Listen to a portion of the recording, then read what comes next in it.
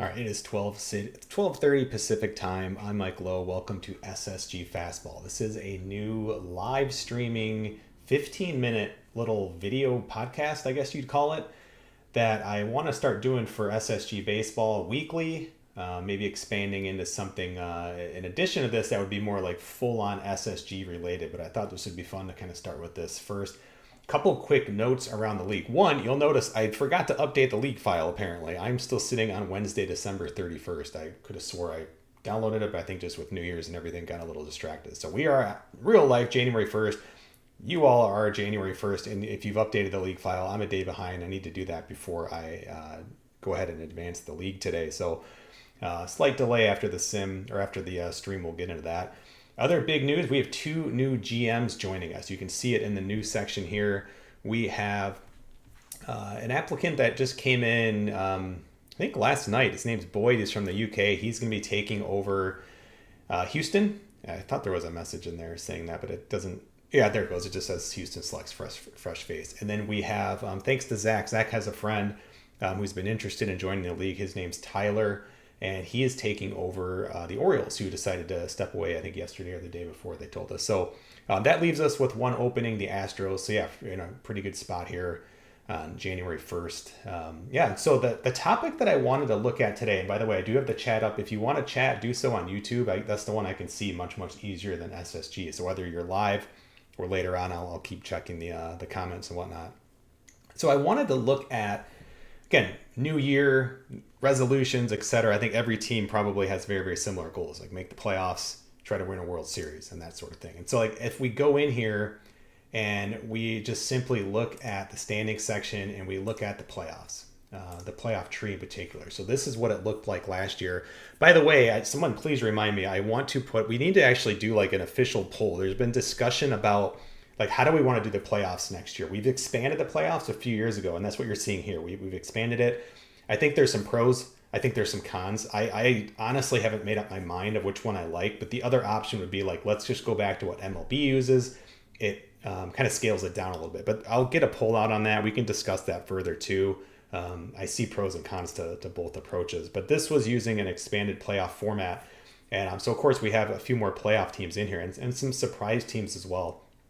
And the topic that I wanted to get into, because we did this kind of short notice, and the only question that came in was kind of talking about this very topic, which was like, hey, like, who do you think is most likely to make the playoffs that didn't, and maybe who's most likely to not make the playoffs that did? And so that's the theme for today. By the way, I need to eventually set up like an area to submit questions for SSG Fastball, but for now, if you have them, you can just DM them to me, and then for next Friday's show, what I plan to do is I'll pick the 3 best questions and like spend 5 minutes on each one. I also want to start bringing other commissioners to jump on these calls with me, even other members as well, if you're interested. So for now, just kind of keeping it simple.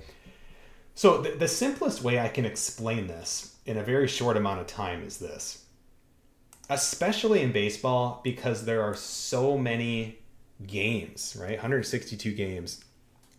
If I had to pick one stat that shows a team's quality, it's not batting average or on-base percentage or slugging or strikeouts per 9 or FIP or WRC plus. It's none of those stats. If I had to pick just one, and I could tell you if this team is good, average, or not good, it's run differential. Now, in football, maybe a different story. It's still important, but 17 games, college football even less. You can get some blowouts that can really skew things. But baseball, because there's so many games, and the whole point is to score more runs than your opponent, this is the most important statistic to me. And so this is where I'm taking this conversation. You can see the playoff teams because they have either an X if they won the division or a Z if they were a wild card. So if we just go division by division, we can look and see, like Boston, Toronto, and Baltimore, these teams deserve to be there. They made the playoffs. In the expanded format, I just trying to look quickly, Kansas City wouldn't have made it, I guess. I can't remember. I think we just have one extra team. So Baltimore got in, Kansas City gets in, Detroit wins their division. So, looking at these, if we go down then to the AL West, same thing. We have Los Angeles, maybe Seattle, would they have been the team? No, it's still Kansas City. So I don't know. Maybe Kansas City and Seattle wouldn't have made it. I forget how many we have versus what MLB has. But these are the teams that made it. You can see they all have, every single one of these teams, positive run differential. If we made the playoffs smaller in MLB format, of course, we would still have only run differential positive teams here. Let's look at the National League. So Miami wins the division, potentially a surprise team of the year. Philadelphia, wild card. Nationals, wild card, positive run differentials. We go to the Central. We have the Brewers, positive run differential. And we have the Diamondbacks, Giants, and Dodgers, all positive run differentials. So you're seeing the pattern here most likely, and it's a really interesting one. So to go back to the question of today's SSG Fastball, what team do I think is most likely to not make the playoffs who did? And to me, this is where I would start. And it's, of course, deeper than this. Like, we're in the middle of an off season. A lot can change. But if we look here, plus 28 in the American League, right? So that's kind of the lowest. Kansas City, 85 wins, plus 28. Plus 21 for the Brewers. I have my answer already. I'm doing a dramatic pause just to kind of let you all like look at this here.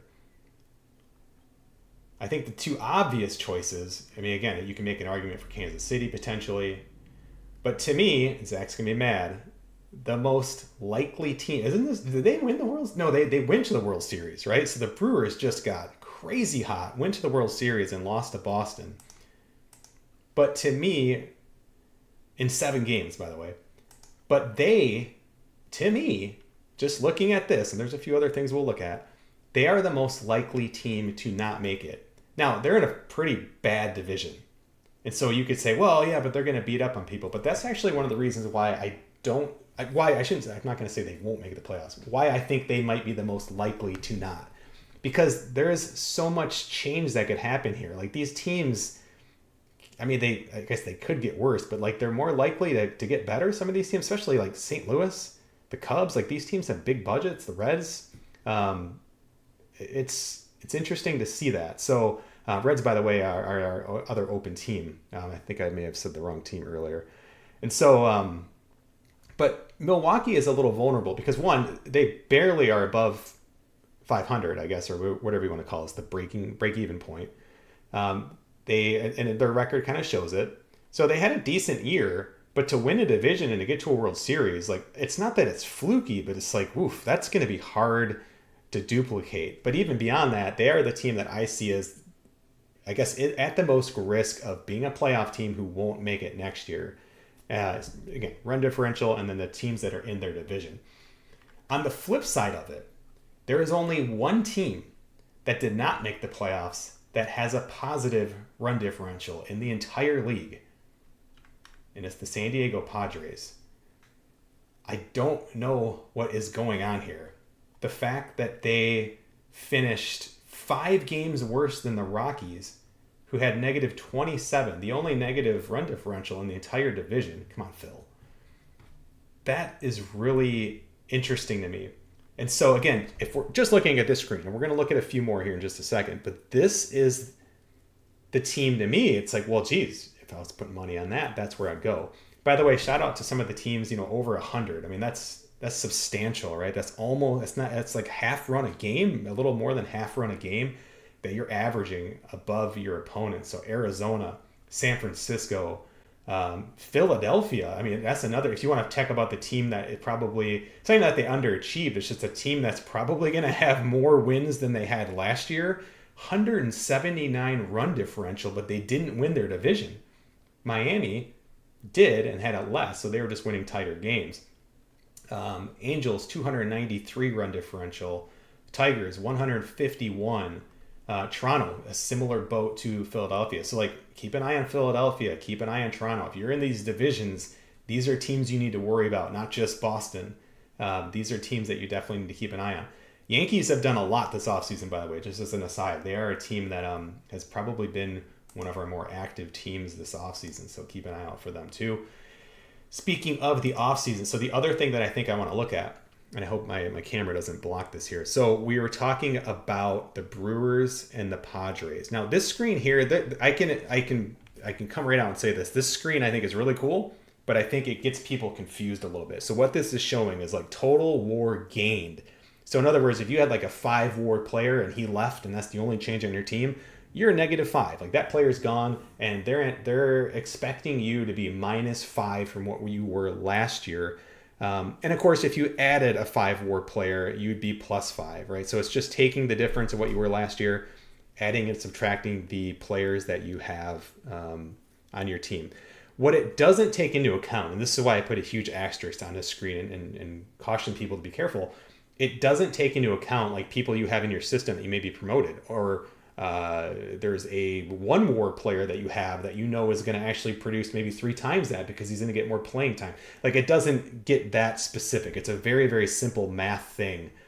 For instance, Arizona added these players, they lost these players. It's the net. And by the way, like some of these players are still free agents, so it doesn't mean they're like gone necessarily. They're just not under contract.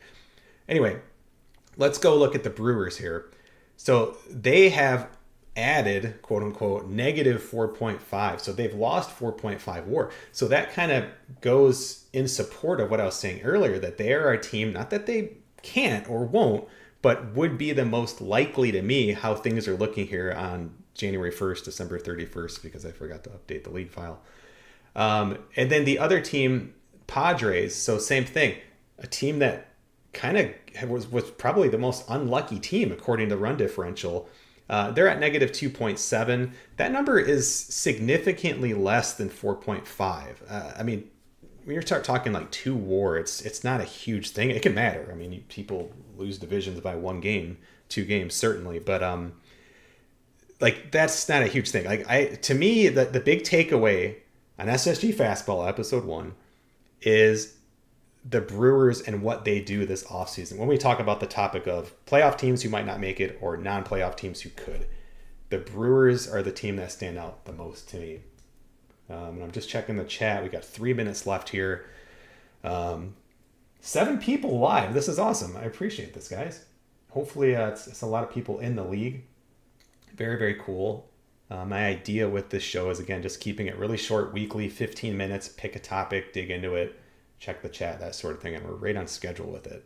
Recapping the start. We have 2 new GMs joining today. I'll be sending those emails out. So Boyd or Tyler, if you're here, just stay tuned. I'll get that communication sent out. What else? Oh yeah, the other thing, I need to put that poll up. So again, the playoffs. We need to take a vote on, because it's just kind of gotten lost in the weeds here, of like how we want to do it. And so let me kind of pitch both sides, because like I said, I'm stuck in the middle too. Expanding the playoffs, of course, more teams get involved. Like that's why we did it. It's a huge pro. It keeps more teams engaged late in the season, and it's fun. Like of course, like you get a still have the bye in the first round, and I can't even remember what MLB does now because I get it so mixed up with what we do. The con that I noticed is for like a team like mine, the Angels, who've been pretty good for a while, like I don't care much about the offseason. I don't worry so much about like, oh, I better go sign this big expensive player. Like I look at, say, like my run differential and like I'm making the playoffs unless like something disastrous happens.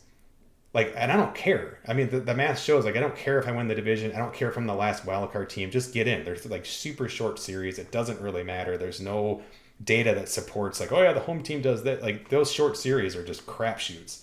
So other than maybe being the top team in the league, American League or National League, where you get that bye, it really doesn't make a difference. And so for me, what I've noticed on the flip side, because again, I was very pro, let's expand this. But what has me thinking about like, I don't know, maybe we should go back to the MLB format, is that like, it's just been kind of crickets, or even at the trade deadline. Like I'm looking around and I'm like, I'm 24 games up. Like, well, what do I was selling players at the trade deadline.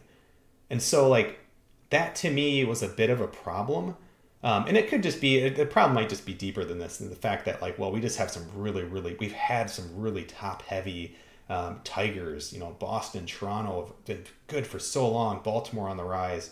The Mariners have been good forever. Texas is kind of hit or miss. Oakland and Houston used to be super good. Again, Phillies have always been good. So have the Nationals. This division's kind of just been flipped all over the place lately. Arizona's been super good. San Francisco's been good. LA's been good for a long time. The Rockies used to be super, super good. Phil. So I guess that's like the counter argument to it. And again, I'm not pitching either side. I totally see both sides of what can work. I'm just trying to think of the league as a whole. So I think that'll be a really interesting poll, one, but two, I think the discussion around that poll, like let's definitely share ideas in the chat when I get that poll up. I hope maybe today, it might just be later this weekend, but we'll get that poll up and talk about how we want to do these playoffs, because we have time. The playoffs obviously are months and months away, but we're in the middle of the off season and people are spending money on free agents. And that's one of the arguments too, is like, hey, I don't want to change this. I signed this contract thinking this or whatever. So I want to be cognizant of all those different things. All right, so we're right at time. Thank you guys. Thanks for checking out this episode. If you liked it, give it a thumbs up, of course. It still matters for YouTube. And we will do this again next Friday. If you have questions, I will set up somewhere a place for you to ask questions or send me questions or topics. But for now, you can just DM me on the Discord there at simsportsgaming.com.